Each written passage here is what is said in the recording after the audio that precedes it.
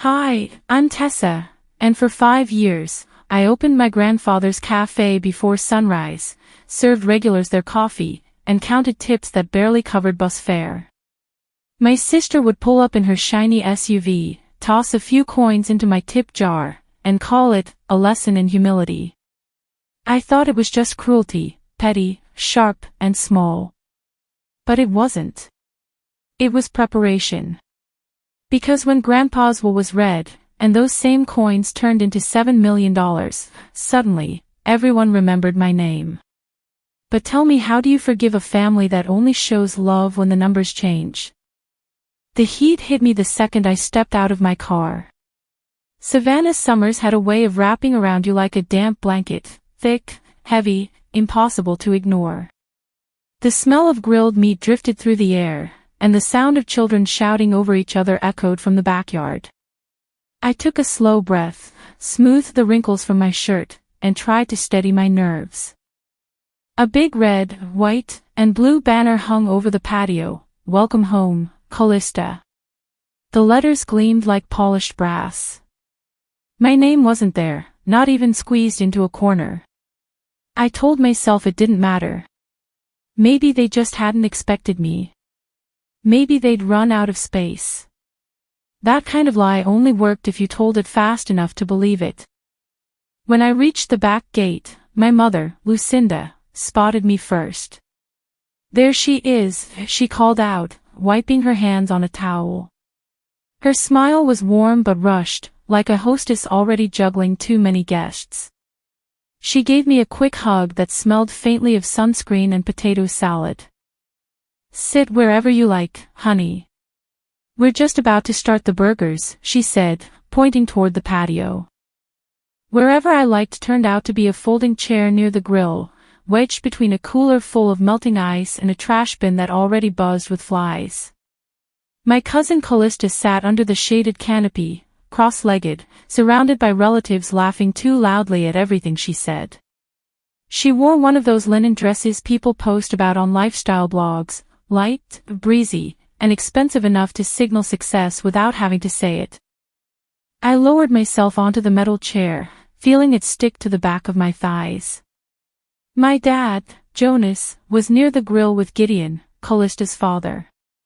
The two men looked comfortable, beers in hand, talking about something to do with golf or maybe cars, topics that required no emotional investment. A few aunts and uncles drifted past me carrying trays. They smiled politely, the way you do when you're not sure how to start a conversation.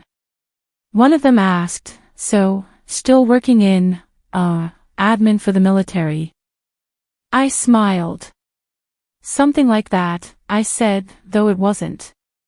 I flew a tens, ugly, durable planes built for survival. But explaining that always led to disbelief or jokes. Easier to let them fill in the blanks. Lucinda came by again, brushing sweat from her forehead. "You want some lemonade? I'll get you one." She never did, and I didn't ask again. Callista's laughter carried across the patio, bright, deliberate, the sound of someone who knows she has an audience. Gideon nodded along to her every word, proud as ever. She started telling a story about her new health podcast, something about building resilience in daily life. People leaned in like she was handing out gold. I tried to tune out the noise, focusing on the rhythm of the ceiling fan spinning lazily above. The air smelled of smoke, salt, and sunscreen.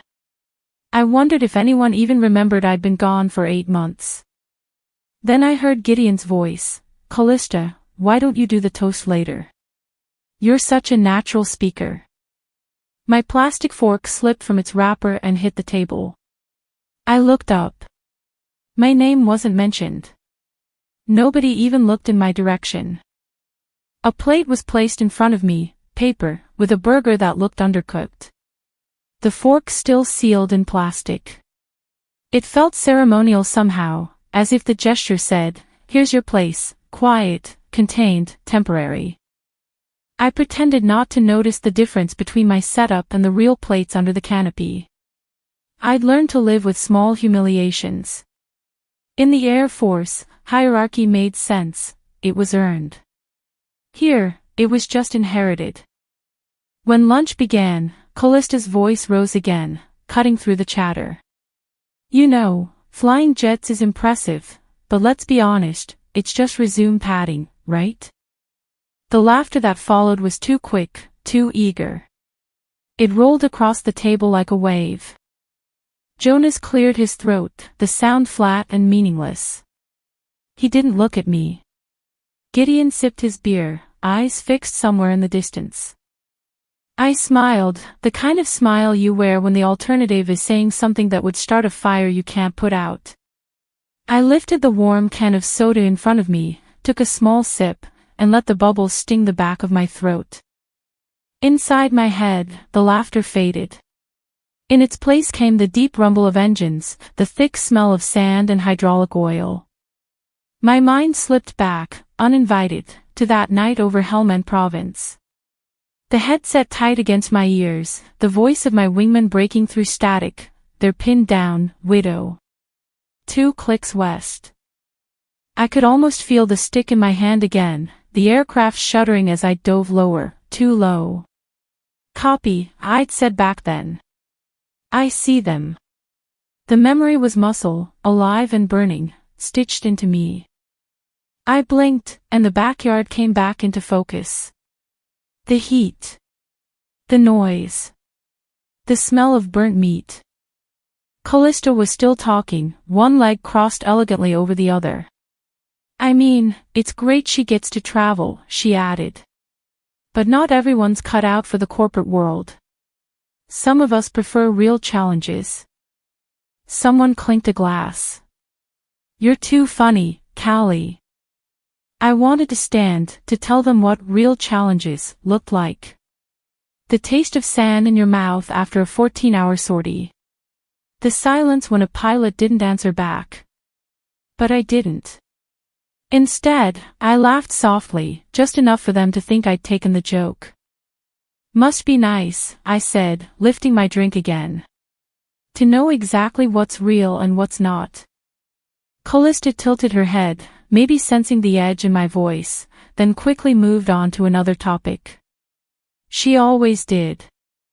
I watched the children dart around the lawn, chasing bubbles and fireflies that weren't there yet. Their laughter sounded like freedom. I tried to remember the last time mine had. Jonas came over with another beer for Gideon. He didn't look at me. He didn't need to. His silence was habit now. Everything okay, Tamsin? My mother asked from behind me, her voice sweet but distracted. Fine, I said. Just thinking. She nodded, already turning away. Dinner plates clattered. Someone turned up the country music. The world moved on, same as it always did. I sat still. My burger had gone cold, untouched. The sun slipped lower behind the oak trees, staining everything gold and red. They didn't know what I'd done, the nights, the fear, the weight of lives held in my hands. They didn't know the sound of tracer fire slicing through the dark or the silence afterward when the radio went dead. But someone at this table did. He's sitting just 10 feet away, pretending he didn't hear a thing. Gideon Rain, Navy SEAL legend, survivor of a dozen missions I'd read about in base newsletters, now laughing over barbecue sauce with my uncles like the world had no shadows. I watched the way he waves his beer bottle as he talks, his voice deep, confident, commanding even in retirement. And I think, of all people here, he's the one who knows exactly what I've done. The heat hasn't lifted. The afternoon air presses against the skin like a damp towel, and the smell of charcoal has thickened. New arrivals pull up along the street, neighbors, distant cousins, friends of friends. The noise grows. Paper plates rustle, and someone plugs in a Bluetooth speaker that immediately drowns out thought with country pop. I move toward the drink table, pretending I'm thirsty. A stack of name tags sits next to the cooler, printed in fancy script. My fingers skim through them until I find mine. It's white, glossy, professional looking, but when I read it, I stop breathing for a second. Tamsin Vetra, Logistics Coordinator. I stare at it longer than I should. Logistics. Someone thought that word would make me easier to place. Easier to understand. Easier to minimize. I didn't write it, and I already know who did. Callista printed all the name tags, probably on her work printer between recording sessions. She'd given herself one that said, Founder and Wellness Strategist. It sparkled. Mine looked like it belonged on a temp worker's clipboard. I peel it off the sheet, stick it to my shirt, and leave it there.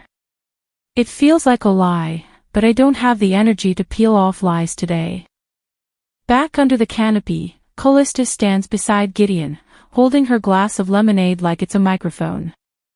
Before we all eat dessert, I just want to thank everyone for being here today, she says, projecting like she's on stage.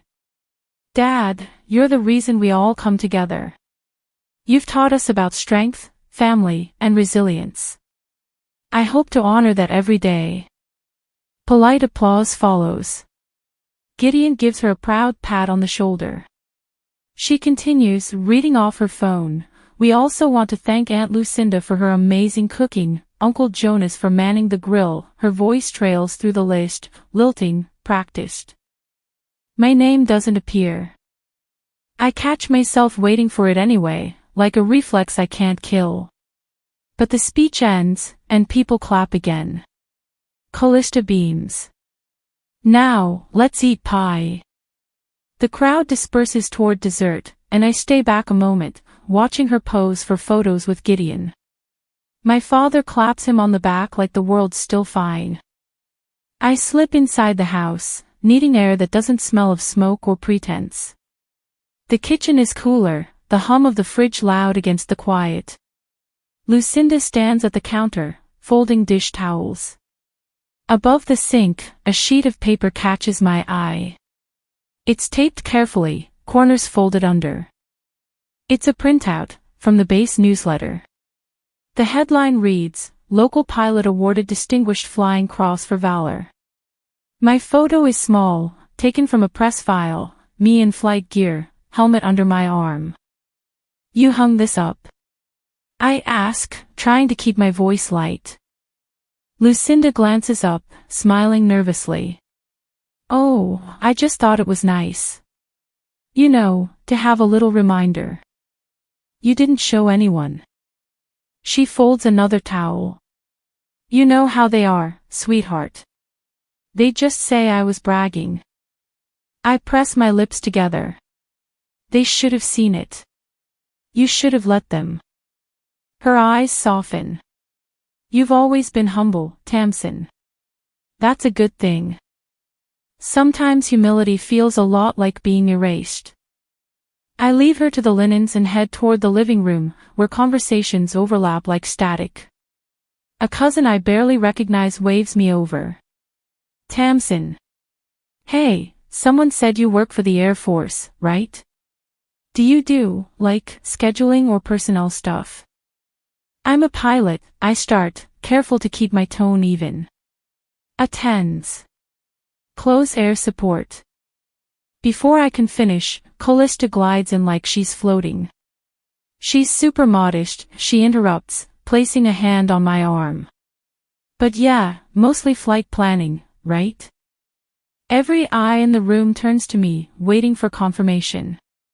I could correct her. I could set it straight. But I just smile. Something like that. See, she laughs. She's all about the details. We love that about her. The conversation moves on to someone's new kitchen remodel. I stand there, smiling at the right times, until I can't do it anymore. I wander down the hallway, past family photos that don't include me. Callista's graduation, Callista's engagement, Callista's podcast launch. Each one in a silver frame. The house smells faintly of lemon polish and success. In the guest bathroom, I close the door and lean against the sink. The mirror catches the glare from the hallway light, washing my face in white. There's a stack of folded towels on the shelf. One of them's plain white, mine, the one I brought from home. The rest are embroidered in gold, Cr. Kalista Rain. Her initials everywhere. The air feels tight. I splash cold water on my face, but it doesn't help. I stare at my reflection, at the name tag on my shirt, logistics coordinator. A small, tidy lie staring back at me. This isn't my home anymore. It's hers. It's always been hers. My phone buzzes on the counter. I grab it, grateful for the distraction. A text from my mother, pie's ready. You should come eat before it's gone. I type back, did you give them that clipping? A pause. Then, they saw it. No one said anything. I stare at the message until my screen dims. The muffled laughter from the other room seeps through the door. It sounds far away, like something happening on another planet. I lock my phone, place it face down, and take a deep breath. They saw it. They knew. And they chose not to care.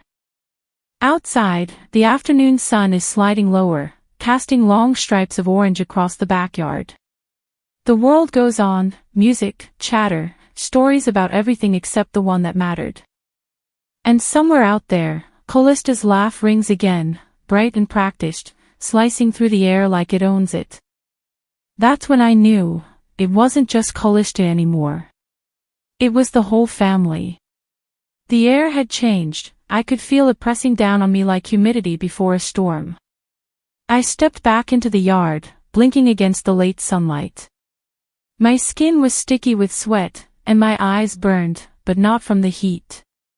The tables were half cleared, and laughter rolled out from under the canopy where everyone gathered again, plates clattering, glasses refilling. I walked slowly, scanning faces I'd known all my life, faces that had looked at me with pride when I was 10, curiosity when I was 20, and now, something softer, almost pitying, at 34. I used to think indifference hurt less than ridicule. Turns out I was wrong. Near the grill, Kalista was chasing her son, Micah Jr., around the yard, her white dress brushing against the grass. He squealed, darting behind her legs. I smiled despite myself, but the moment froze when I noticed something gleaming on her wrist. A matte black pilot's watch, large, military issue, scratched at the edges. It looked familiar. Too familiar. I stepped closer, pretending to grab a napkin from the table beside her. That's a nice watch, I said casually. She lifted her arm, admiring it.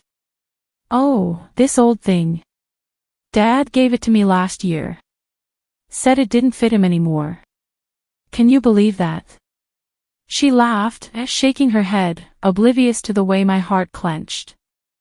Because that wasn't just some watch. That was my watch. The one I gave my father when I came home from Kandahar 6 years ago, still smelling of jet fuel and sand. I'd saved for months to buy it, engraved the back with, "For Dad, who taught me calm under pressure." Jonas had told me, "It's a bit heavy, sweetheart. Doesn't quite suit me." And I'd let it go. Now it suited Kalista perfectly. I found him a few minutes later by the cooler, talking with Gideon and 2 uncles about car engines and mileage, as if the world couldn't possibly contain anything more urgent than torque ratios. "Dad," I said, softly at first. He turned, smiling vaguely. "Hey, Tams. Where's the watch I gave you?" He blinked, thrown off by the question. "What?" "The watch. The one from my first deployment. The black one." He hesitated. His mouth opened, then closed. His hand tightened around his beer bottle. "Oh. I think I gave it to Kalista. It didn't really fit me." I felt the words hit, each one heavier than the last. "You gave it away." "She liked it," he said, shrugging. Better that someone uses it than it sits in a drawer. Gideon laughed at something one of the uncles said. The conversation moved on without missing a beat. My father didn't look back at me. I stood there for a few seconds, waiting for the sting to pass. It didn't. The sound of the grill snapping, the faint chatter, the rustle of napkins, it all blurred together. I could have walked away, but instead I froze, caught between disbelief and the ache of knowing this wasn't about a watch.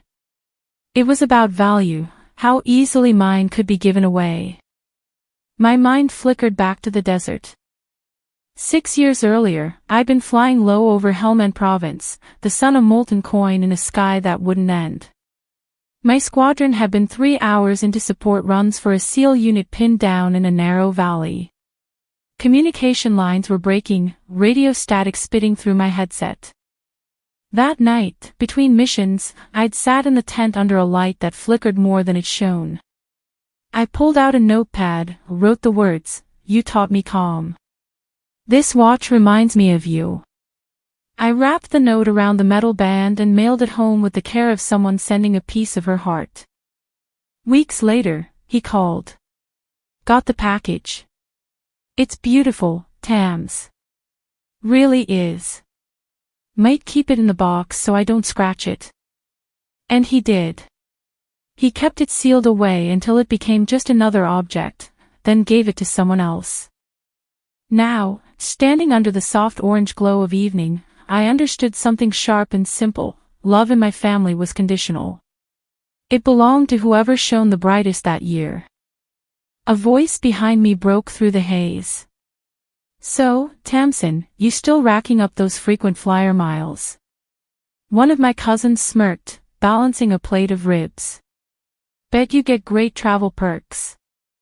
A few people laughed, the easy, harmless laughter that stings because it's careless.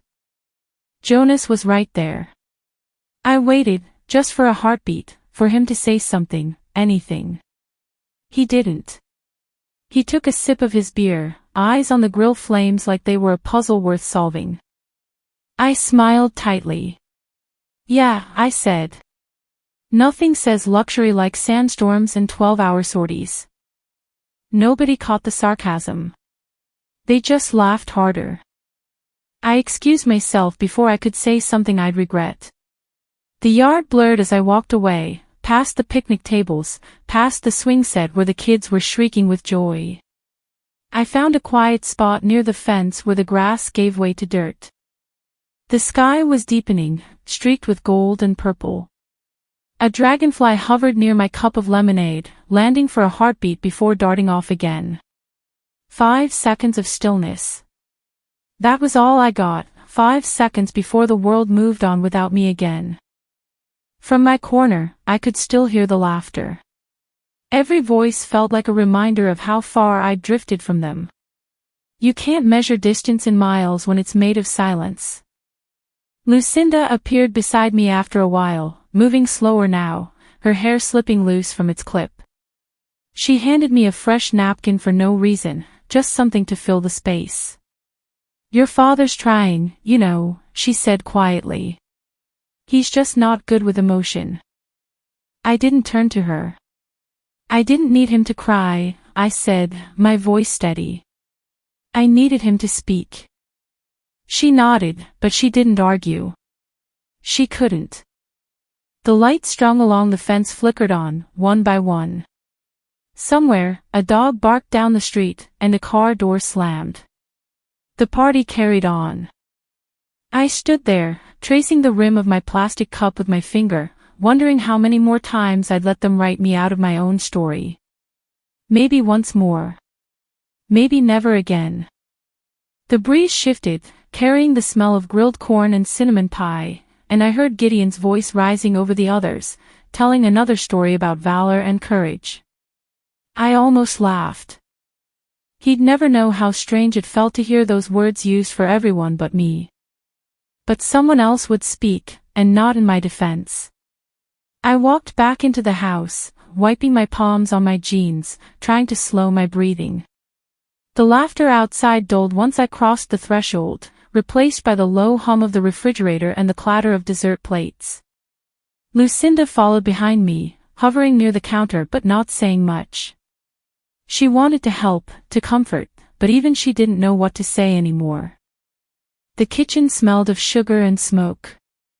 Someone had left half a pie uncovered, its crust already hardening. I filled a glass of water and stood by the window, watching the silhouettes of my family moving across the lawn. From inside, their gestures looked rehearsed, Callista's exaggerated laugh, my father's slow nods, Gideon's wide hand gestures as he explained something important about nothing at all. The sound of small feet broke through the hum. Micah Jr. ran into the kitchen holding a toy airplane, making sputtering noises with his lips. He crashed it onto the counter, giggling, his cheeks flushed. "Hey, Aunt Tamsin," he said, bright and eager. "Mom says you like the outfits. You don't fly real missions, right?" The question hit like a sudden drop in cabin pressure. I crouched down, forcing a smile. "What did she say, sweetheart?" He looked proud to repeat it. "Mom says you like to dress up like the soldiers. She said it's more about, training people. You don't go where the bad guys are." For a second, the air went still. I stared at him, this child who didn't know he'd just parroted the kind of lie that lasts generations. His innocence didn't protect him from being a messenger. I took a slow breath and placed a hand on his shoulder. "No, Micah," I said softly. "I fly missions where people don't always come home." His smile faltered. "Oh."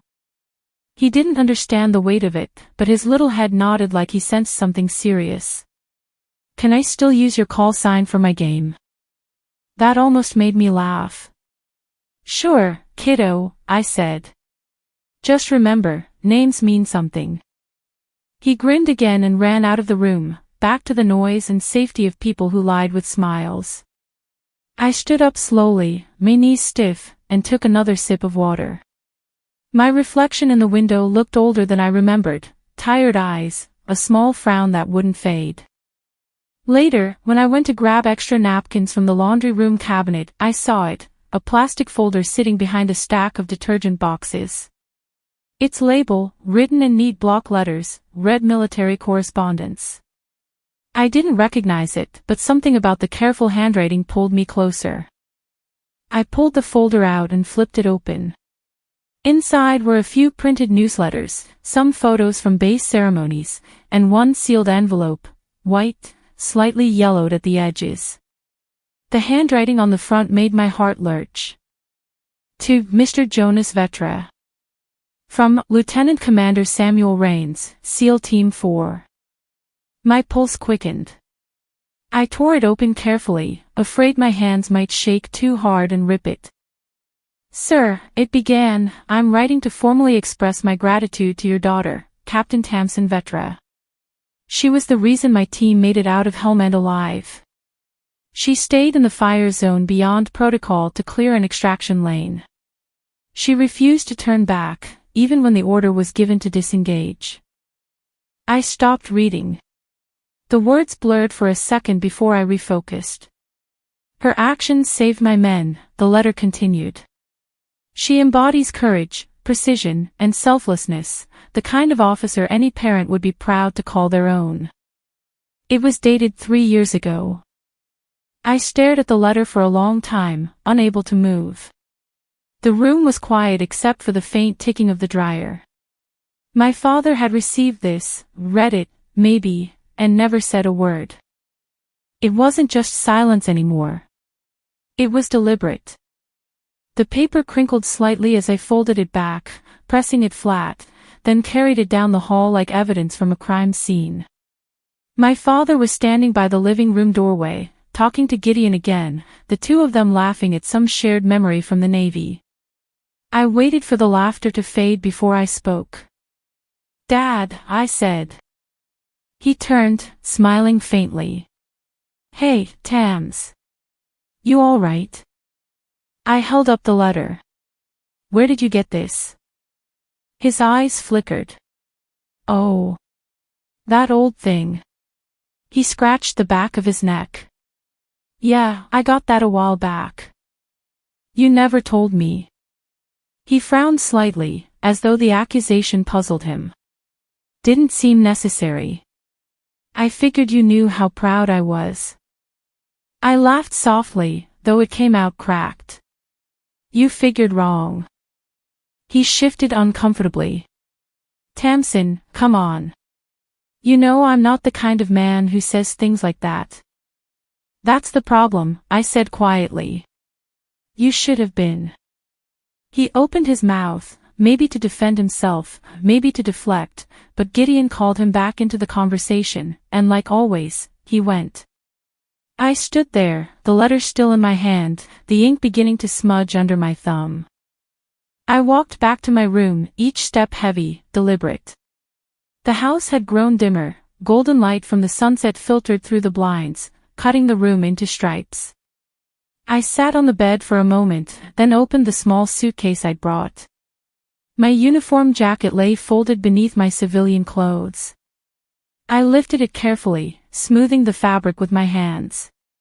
The familiar patches caught the light, the silver wings, the faded flag on the shoulder. I laid it out on the bed along with my flight badge and commendation pin. I wasn't planning to wear them. I just needed to remember they existed. That I existed. They'd been writing the wrong version of me for years, quiet, unimportant, background noise.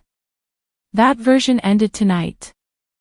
Outside, I could hear Callista's voice again, high and sure, recounting a story to some neighbor about her work in mental resilience.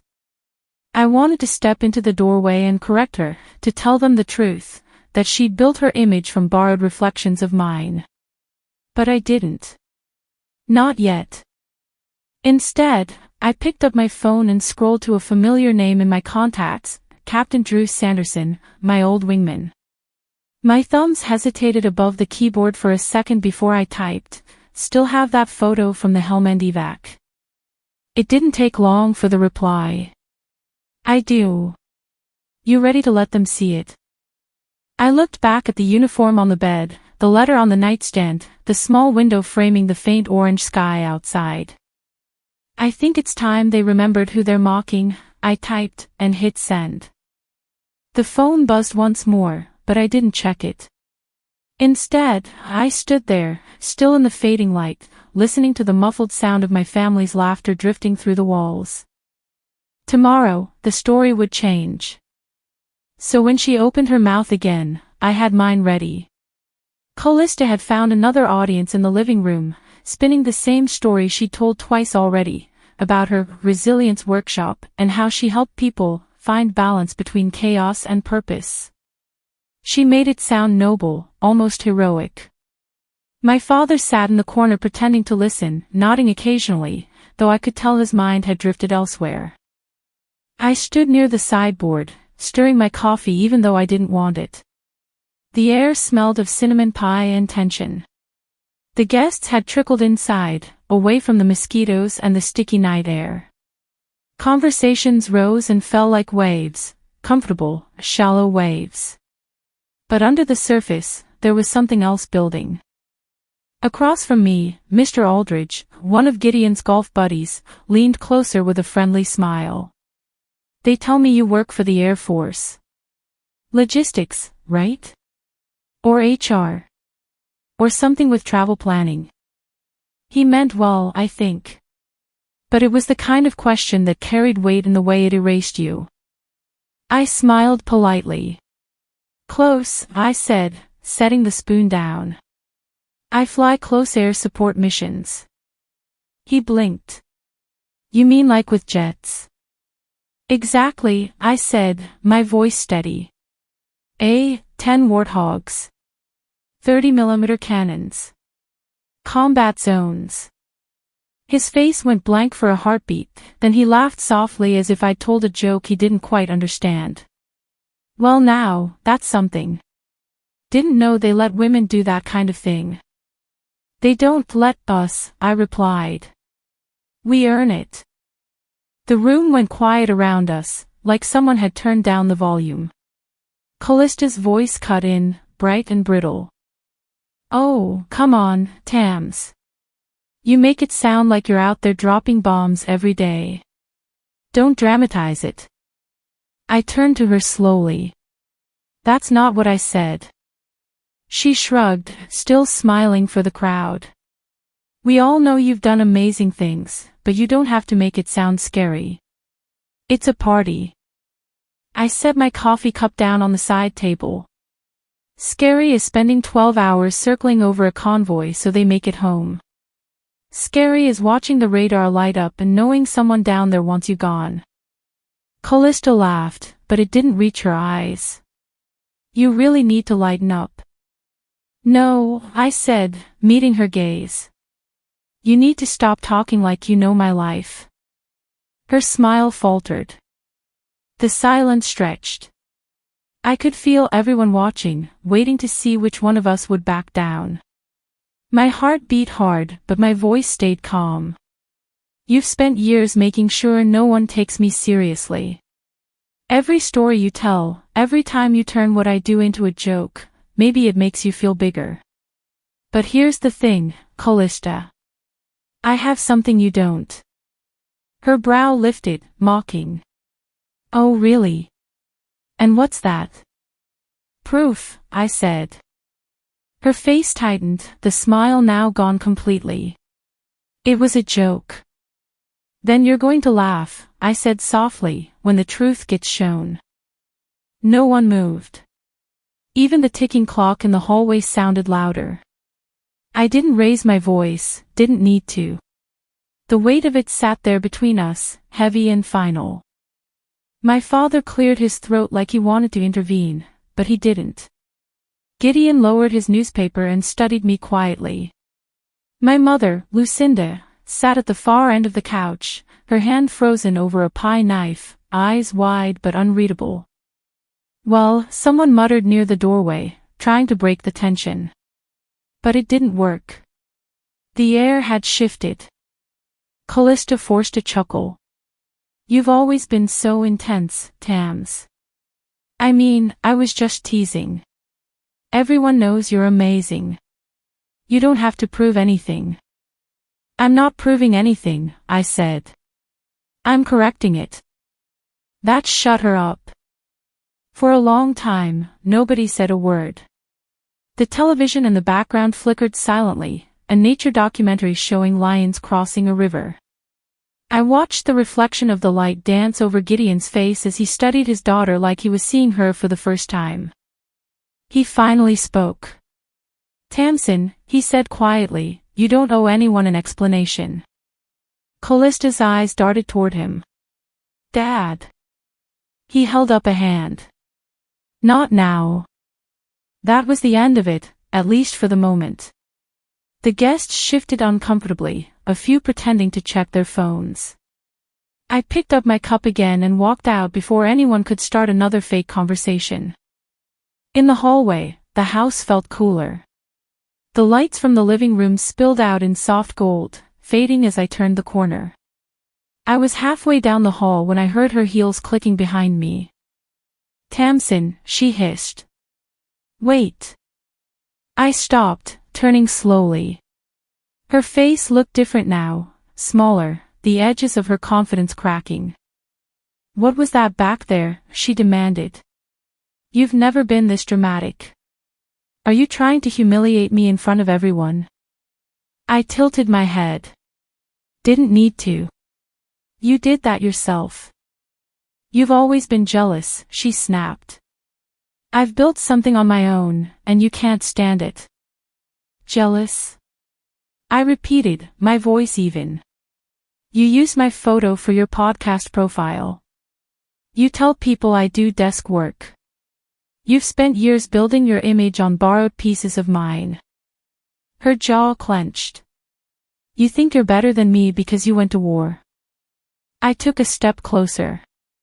No, Callista. I think I'm different because I stopped pretending to be someone else. She stared at me, speechless. The words between us hung there like heat off asphalt. Finally, she muttered, You've changed. I stopped waiting for your permission to be proud, I said. She blinked, trying to recover her composure, but there was no mask left to wear. She turned abruptly and walked away, the click of her shoes fading into the hum of conversation. I stood there a moment longer, breathing deeply, feeling something in my chest unclench for the first time all day. It wasn't victory exactly, but it was relief, like exhaling after holding your breath too long. When I returned to the guest room, the noise from downstairs had mellowed into the low murmur of small talk. I sat on the edge of the bed, the letter from earlier still folded neatly in my suitcase. The uniform lay beside it, the fabric catching the lamplight. I pulled my laptop from my bag and opened it, the familiar glow washing over me. The screen blinked to life. My inbox was full of unread messages, reports, newsletters, junk, but I wasn't here for any of that. I opened my photo folder, scrolled until I found it, the shot from the Helmand evac. The A-10 covered in soot and dust, the night sky streaked orange behind it. I remembered every sound from that night, the roar of the engines, the chatter over the radio, the moment the SEAL team's voices broke through saying, "We're clear." I uploaded the image to my drive.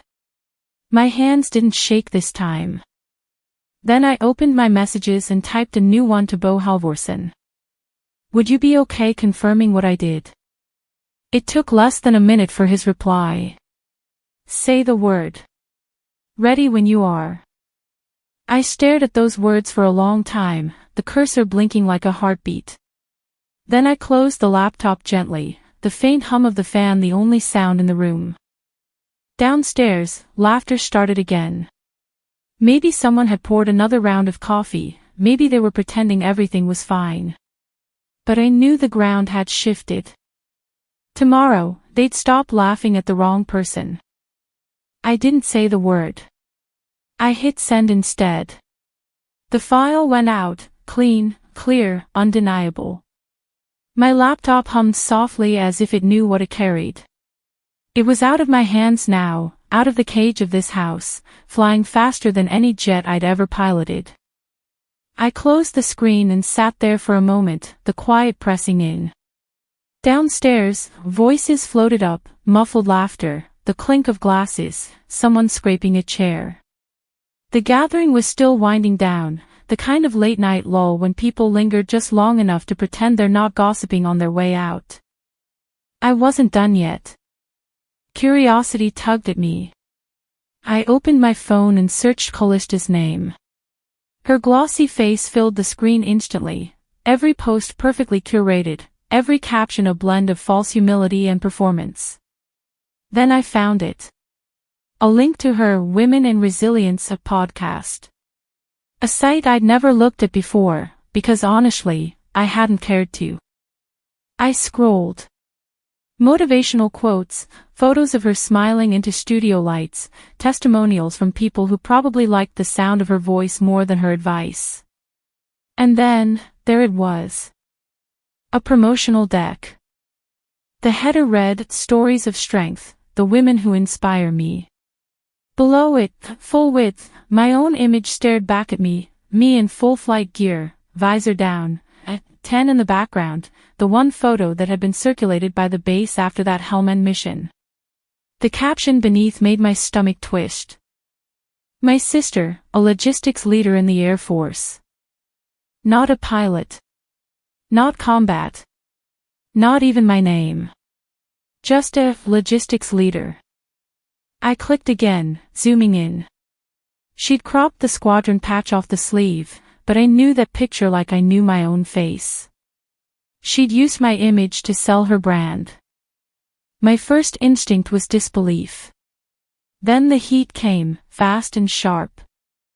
I printed the page on the small office printer near the guest desk, the whine of the machine sounding almost like warning sirens.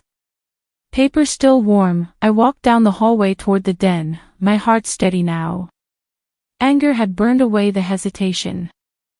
The den was half-lit, cozy in a way that made my teeth grind. Callista sat at her desk, headphones hanging around her neck, typing notes on her computer. The wall behind her was plastered with motivational slogans: find your why. Turn pain into purpose. I nearly laughed. She turned at the sound of my footsteps. Tamsin. What's up? I dropped the paper onto her desk. It landed between her keyboard and her half-finished cup of green tea. You used my image, I said quietly. Her brows furrowed, confused at first, then realizing too late. What? Oh, come on, I was honoring you. It's a tribute. People don't even know it's you. It's not a tribute, I said, my voice low, deliberate. It's theft. You took something that isn't yours and used it to sell a life you haven't lived. She leaned back in her chair, exhaling like I was being unreasonable. You're blowing this out of proportion. It's not that deep. Not that deep. I stepped closer. That image was taken after I pulled out a SEAL team that wasn't supposed to make it home. You turned it into marketing. She rolled her eyes. You think everything's about war and sacrifice. Not everything has to be heavy, Tamsin. People just need inspiration. They need honesty, I snapped. And you're out of that. Her jaw tightened. What do you want me to do? Delete it. Fine. I'll take it down later. No, I said, planting the printed page flat against her desk. You'll take it down now. And you'll issue a correction. Tell them the truth. She laughed, short, humorless. And what truth is that? That you're still angry the world doesn't care about soldiers anymore. That you think you're the only one who's worked hard. You take it down, I said, my voice calm but final. Or I let the SEALs do it for me. She blinked, thrown by the words. You wouldn't. I leaned closer. Try me. For a long second, she just stared at me. Then she looked away, muttering something about ego and overreaction. I didn't wait for more. I turned and walked out, the sound of her shallow breathing following me to the hallway. Back in my room, I sat down on the edge of the bed and forced myself to breathe evenly. I didn't want to make noise, didn't want anyone else getting involved. The house was quieter now, only the faint murmur of departing guests and the buzz of the porch light outside. An hour later, my phone vibrated on the nightstand. A notification from social media. I opened it, and my chest went cold. Some people can't handle women rising in different ways, Callista had written. Not every mission involves a uniform. No names. No tags. But everyone who'd been at that dinner would know exactly who she meant. The comment section was already filling up, friends chiming in with, you tell them, girl, and haters gonna hate. It was slick, subtle, malicious. She turned the narrative again before I could blink. My inbox started pinging. A text from my uncle, is there something going on between you two? Another from Lucinda, what's this post Callista made about? No message from Jonas. Nothing. Of course not. I stared at the glow of my phone, the fake empathy of emojis and exclamation marks swimming across the screen. Each one felt like another layer of erasure, another rewrite. Then Bo's name flashed at the top of my messages. The SEAL. The man who'd been there that night. I opened our thread and read the last message he'd sent, the one from hours ago. Say the word. Ready when you are. My hand hovered over the keyboard. I thought about everything. The years of jokes, the moments of silence, the way truth had become optional in this family. I thought about the photo Callista had stolen and what it had cost to take it in the first place. I started typing. I'm ready. Post it publicly. I hesitated, just for a heartbeat, long enough to hear the hum of the air conditioner and the faint sound of Callista laughing somewhere downstairs. Then I hit send. The message disappeared into the void. A quiet kind of peace settled over me, not victory, not vengeance, just stillness. I put the phone face down and lay back on the bed, staring at the ceiling. Tomorrow would be different. The truth would no longer belong to them. They posted it. And everything exploded.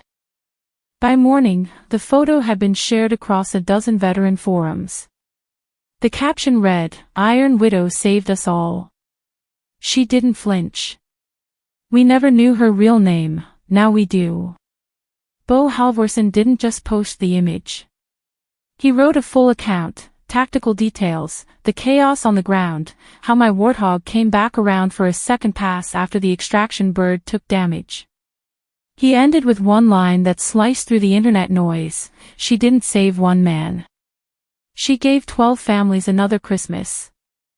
The SEAL community was small, but it was loud. By the time brunch was being laid out in the backyard, several uncles had already seen the post. They didn't mention it right away, but I saw their phones tucked away quicker than usual. I knew the look of someone trying to act like nothing had changed while everything inside them shifted. By 9 p.m., the lanterns were lit, casting warm light over the lawn like we were all part of a picture-perfect magazine spread. The night air was heavy but kind, the kind of southern humidity that hangs like a secret you can't shake. Everyone gathered again for the evening toast, plastic cups in hand, cake crumbs still stuck to paper plates. The evening had that edge, when polite smiles are held too long, and people laugh a little louder than the jokes deserve. Then I saw him. Bo. He arrived with no announcement. No preamble. Just walked up the side gate and into the crowd like he'd been invited, which, of course, he hadn't. He wore jeans, a navy blue polo, and a cap that said, "Seals don't whisper." His presence alone cut through the haze of small talk like a tactical blade. I was standing near the cooler when he spotted me. "Captain Vetra," he said, loud enough for every head to turn. "You saved our asses in Helmand. Been waiting to shake your hand." I didn't speak for a second. I just nodded, and shook his hand. Firm. Grateful. Unapologetic. Callista was in the middle of a conversation with Gideon and one of the neighbors when she froze mid-laugh. Her eyes tracked to Bo like she was watching a storm roll in. Every guest followed her gaze. Someone whispered behind me, "Who's he?" And then came the inevitable, a phone was pulled out. Someone Googled the Iron Widow SEAL rescue. Gasps. Murmurs. And then silence. The first photo that came up was the one from the post, me, standing in front of the A-10, dust clinging to my boots, sweat staining the collar of my flight suit. The caption was brutal in its honesty: pilot refused to turn back, cleared corridor under fire. It didn't say, logistics. It didn't say, support. It didn't use the word, cute. It said what it needed to. Gideon, who had been holding court just moments ago, stepped forward. He didn't speak at first, he just looked at me, then at Callista, and then at the rest of the family, who now stood in a slow-growing semicircle, watching without breathing. "You owe her more than silence," he said, his voice calm but full of weight. Callista blinked. "Dad, I..." He held up a hand. "No. Not this time." Then he turned toward the crowd, his voice rising just enough to cut the air. "She flew into hell. The team I trained came back because of her. That's not resume fluff, that's valor. That's the kind of thing you don't decorate with hashtags and sound bites." Callista looked stunned. For once, she had nothing to say. I didn't gloat. Didn't smirk. Didn't flinch. I stepped forward, looked Callista square in the eye, and said, "I didn't need an apology. I needed you to stop rewriting me." And then I walked away. Behind me, the crowd didn't move. A few people glanced at their drinks. One woman, a cousin by marriage, looked down at her shoes like she'd just remembered her own worst moment. No one stopped me. No one dared. I passed the table where my mother stood. Her hands trembled slightly as she wiped at her eyes with a napkin. Jonas sat next to her, face still, mouth a thin line. He didn't meet my gaze, but he didn't look away either. Bo came over and rested a hand on Lucinda's shoulder. Some of us always knew, he said softly. Glad the rest of them finally heard. She gave him a faint smile, the kind that says thank you without words. I didn't return to the crowd. Instead, I walked across the lawn to the edge of the property, where a willow tree sagged just enough to offer shelter. I sat on the cool grass beneath it, exhaling for what felt like the first time all day. The buzz of conversation resumed behind me, lower, thinner, different. I heard my name spoken in a different tone now. Not the mocking kind. The kind people use when they're revising what they thought they knew. A moment later, I felt a small presence beside me. Micah Jr. plopped down next to me, his hands dirty from cake or digging or both. He didn't say anything at first. Just looked at me with that curious tilt of the head kids get when they're sorting through something bigger than them. "You're the Iron Lady?" he asked after a minute. I smiled, not correcting him. "Close enough." He nodded solemnly.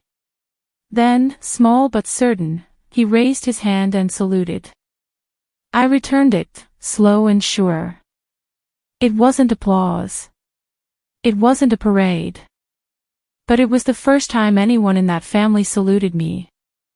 And for the first time in a long while, I let myself smile, not out of bitterness, but because something had shifted. Not just the conversation.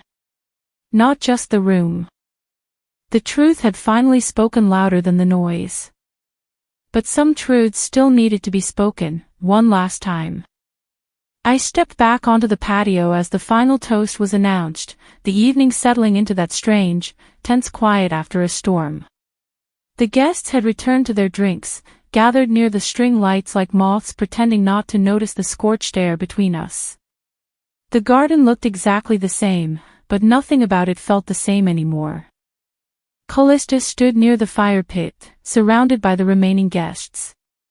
Her smile was tight, a little too wide, the kind you wear when you're bracing for something but still hoping it never arrives.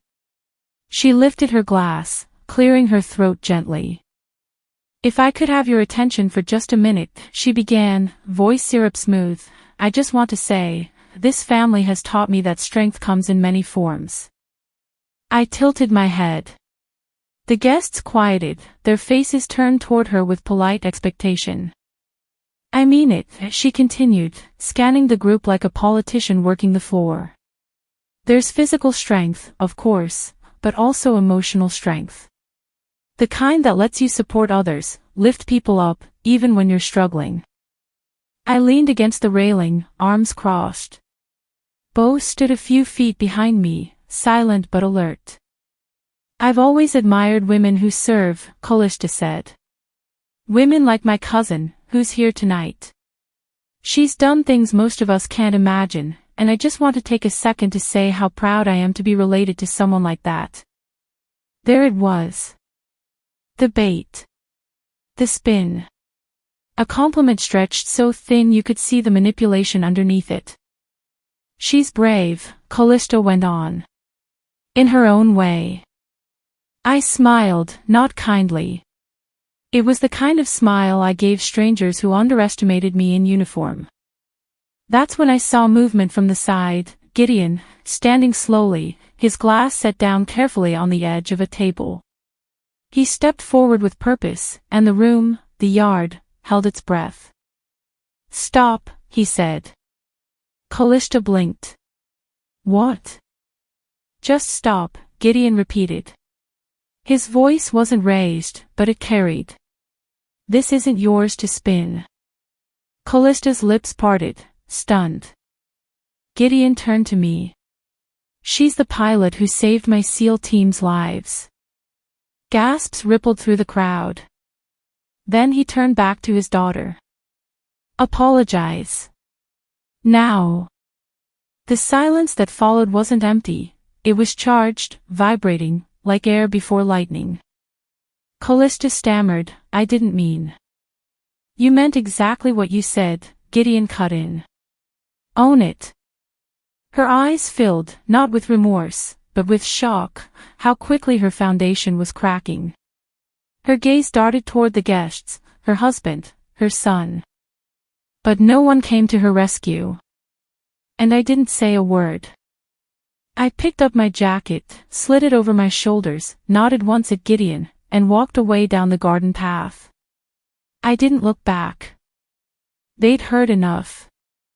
As I moved away from the gathering, I heard chairs shift, voices drop to a hush, some murmuring, did you know, and she never told anyone. But none of it reached me.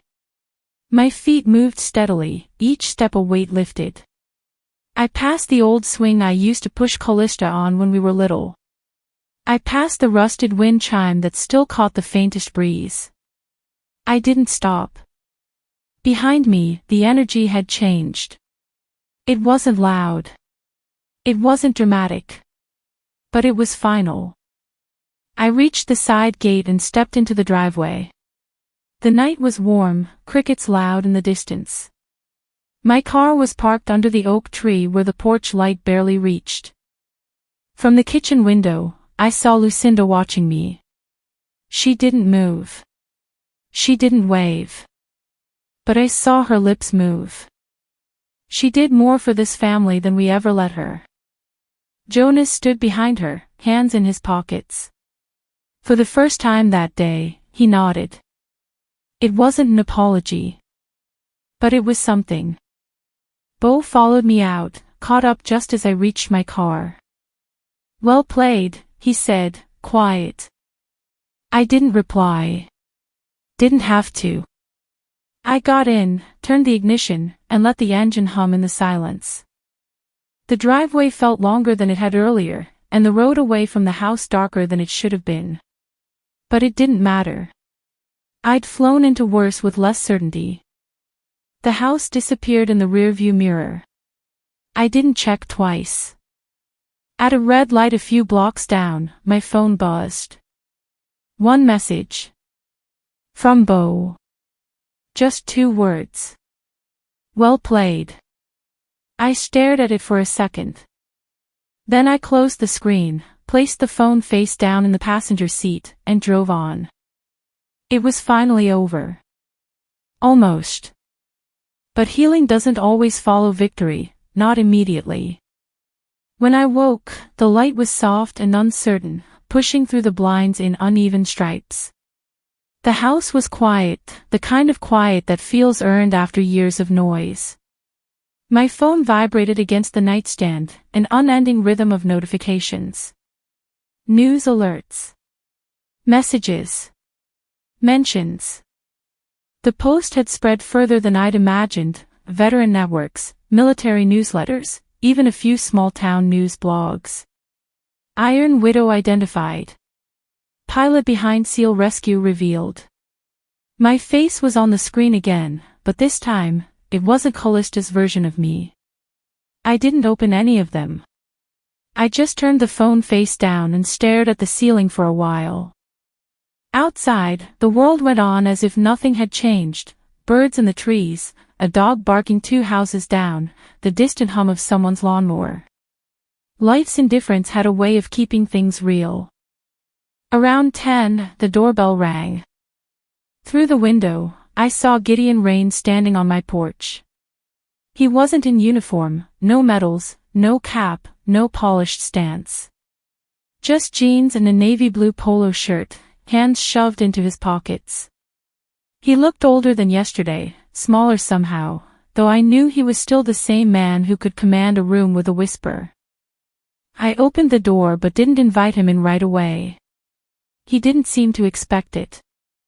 I should have said something years ago, he began. His voice was rough around the edges. When I first heard about that mission, I knew it was you. I knew what you'd done. And I stayed quiet. He looked up, meeting my eyes. You didn't need me to protect you, but you deserved my respect. The honesty in his tone caught me off guard. No pretense, no attempt at redemption. Just truth. I nodded once. It's late, I said. But I still hear it. He gave a short nod in return, a soldier's acknowledgement. We stood there a moment longer, the silence between us clean, stripped of anything unnecessary. Then he turned and walked back down the porch steps, leaving me with the faint echo of gravel crunching under his boots. After he left, I made a pot of coffee and moved through the house, barefoot, letting the memories come in waves. I passed the shelf in the hallway, photos of my squadron, my first solo flight, the commendation plaque that came without ceremony. There were no family pictures there. None from birthdays or holidays or those backyard barbecues where I was always on the edge of the frame. I paused, thinking about adding one, then decided against it. Some spaces stay empty for a reason. Around noon, my phone buzzed again. A text from Lucinda, "Are you okay?" A minute later, another one came through. "Jonas." A single thumbs up emoji. I typed back, "Yeah." Then whispered to myself, and that's all I needed to know. I went out to the porch with my mug and let the sun touch my face. For the first time in years, I didn't feel small beneath it. That afternoon, I heard a car pull into the driveway. When I looked up, Callista was stepping out, holding a cardboard box. Micah Jr. followed close behind, his tiny sneakers slapping against the pavement. She walked toward me, hesitating near the steps. "You left some things," she said. Her voice was careful, measured, too polite for what hung between us. The box was full of pieces of my life she'd borrowed, intentionally or not, a book I'd lent her years ago, a spare jacket, even the old photo of me and my father she'd kept on display. I didn't reach for it right away. Micah tugged at her hand. "Can I go say hi?" he asked. Callista nodded, her eyes never quite meeting mine. He ran to the porch, grinning. "Your Iron Widow," he said proudly, as if he'd just solved a riddle. "That's cooler than Captain America." I laughed, an honest, full sound that surprised both of us. "Thanks, kid," I said. "That means everything." He saluted then, both hands pressed awkwardly to his forehead. I returned the gesture, slow and steady. Callista watched from the driveway, a faint smile pulling at her mouth. Maybe guilt, maybe pride, it was hard to tell. "Take care of him," I said. She nodded. "I will." There was a pause, the kind that carries too much history for words to fill. Finally, she whispered, "I didn't mean to take everything from you." I looked at her, tired but calm. "You didn't. I just stopped giving it away." She nodded again, eyes glistening, then turned back to her car. Micah waved as they drove off, his small hand sticking out the window until they disappeared around the bend. By evening, the house was quiet again. I went to my desk, the one by the window that looked out over the magnolia tree. The coin Gideon had given me rested beside my dog tags, its surface worn from years of being carried. I reached for it, running my thumb over the etching, for courage under fire. Next to it sat a new photo frame I'd bought on a whim weeks ago but hadn't filled. Now, I placed a black card inside with 3 words printed in white, "They know now." No photos, no explanations, just that. The wind picked up outside, brushing the curtains. Somewhere, a neighbor's radio played a slow blues tune that drifted faintly through the open window. I leaned back in my chair, listening, thinking about how endings never come all at once. They arrive in layers, soft and quiet, until one day, you realize you're already living the next chapter. I stood and crossed to the window, letting the Savannah breeze move through the room. It carried the scent of night-blooming jasmine and rain waiting somewhere far off. Not bad for a resume, huh? I whispered, smiling to no one in particular. The curtain fluttered once, as if agreeing. And with that, I turned off the light.